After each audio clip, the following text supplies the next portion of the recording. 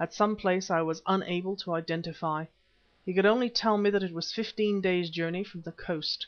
She was then in charge of some black people, he did not know of what tribe, who, he believed, had found her wandering in the bush. He noted that the black people seemed to treat her with the greatest reverence, although they could not understand what she said.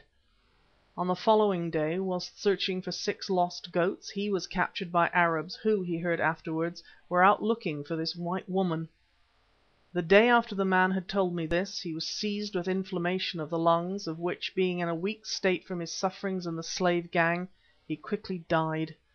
Now you will understand why I was not particularly anxious to revisit Kilwa." "Yes," I said, "we understand that and a good deal more, of which we will talk later. But to change the subject, where do you come from now, and how did you happen to turn up in just the nick of time?" "I was journeying here across country by a route I will show you on my map," he answered, "when I met with an accident to my leg." Here Stephen and I looked at each other. "Which kept me laid up in a Kaffir hut for 6 weeks. When I got better, as I could not walk very well, I rode upon oxen that I had trained. That white beast you saw is the last of them. The others died of the bite of the tsetse fly. A fear which I could not define caused me to press forward as fast as possible. For the last 24 hours I have scarcely stopped to eat or sleep. When I got into the Mazitu country this morning I found the kraals empty, except for some women and girls who knew me again and threw these flowers over me. They told me that all the men had gone to Beza Town for a great feast, but what the feast was they either did not know or would not reveal. So I hurried on and arrived in time. Thank God, in time. It is a long story. I will tell you the details afterwards. Now we are all too tired. What's that noise?" I listened and recognized the triumphant song of the Zulu hunters who were returning from the savage scene in the market-place. Presently they arrived, headed by Sammy, a very different Sammy from the wailing creature who had gone out to execution an hour or 2 before. Now he was the gayest of the gay, and about his neck were strung certain weird ornaments, which I identified as the personal property of Imbozwi. "Virtue is victorious, and justice has been done, Mr. Quatermain. These are the spoils of war," he said, pointing to the trappings of the late witch doctor. "Out, get out, you little cur. We want to know nothing more," I said. "Go cook us some supper." And he went, not in the least abashed. The hunters were carrying between them what appeared to be the body of Hans. At first I was frightened, thinking that he must be dead, but examination showed that he was only in a state of insensibility, such as might be induced by laudanum. Brother John ordered him to be wrapped up in a blanket and laid by the fire, and this was done. Presently Mavovo approached and squatted down in front of us. "Macumazana, my father," he said quietly, "what words have you for me?" "Words of thanks, Mavovo. If you had not been so quick, Imbozwi would have finished me.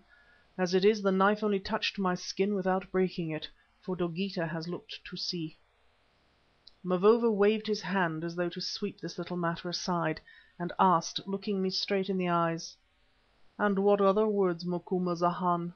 As to my snake, I mean." "Only that you were right and I was wrong," I answered shamefacedly. "Things have happened as you foretold, how or why I do not understand."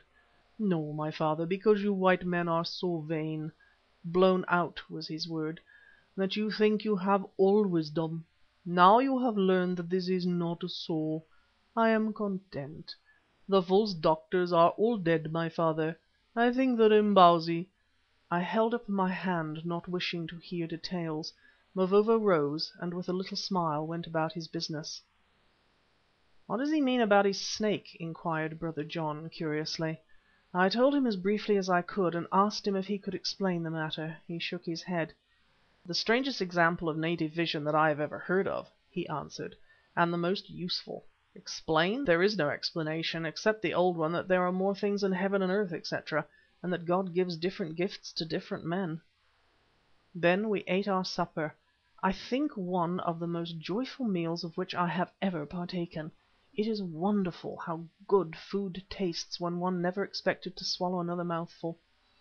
After it was finished the others went to bed, but, with the still unconscious Hans for my only companion, I sat for a while smoking by the fire, for on this high tableland the air was chilly. I felt that as yet I could not sleep, for if no other reason because of the noise that the Mazitu were making in the town, I suppose in celebration of the execution of the terrible witch doctors and the return of Dogeetah. Suddenly Hans awoke, and sitting up stared at me through the bright flame which I had recently fed with dry wood. "Baas," he said in a hollow voice, "there you are, here I am, and there is the fire which never goes out, a very good fire.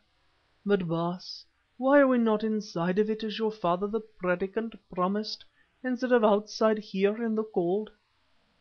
"Because you are still in the world, you old fool, and not where you deserve to be," I answered. "Because Mavovo's snake was a snake with a true tongue after all, and Dogeetah came as foretold. Because we are all alive and well, and it is Imbozwi and his spawn who are dead upon the posts. That is why, Hans, as you would have seen for yourself if you had kept awake, instead of swallowing filthy medicine like a frightened woman, just because you were afraid of death, which at your age you ought to have welcomed." "Oh, Baas," broke in Hans, "don't tell me that things are so and that we are really alive in what your honoured father used to call this gourd full of tears. Don't tell me, Baas, that I made a coward of myself and swallowed that beastliness.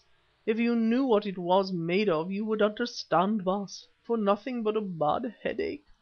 Don't tell me that Dogeetah came when my eyes were not open to see him, and worst of all that Imbozwi and his children were tied to those posts when I was not able to help them out of the bottle of tears into the fire that burns for ever and ever. Oh, it is too much, and I swear, Baas, that however often I die, henceforth it shall always be with my eyes open," and holding his aching head between his hands he rocked himself to and fro in bitter grief. Well might Hans be sad, seeing that he never heard the last of the incident. The hunters invented a new and gigantic name for him, which meant "the little yellow mouse who feeds on sleep while the black rats eat up their enemies." Even Sammy made a mock of him, showing him the spoils which he declared he had wrenched unaided from the mighty master of magic Imbozwi, as indeed he had, after the said Imbozwi was stone dead at the stake. It was very amusing until things grew so bad that I feared Hans would kill Sammy, and had to put a stop to the joke. Chapter 12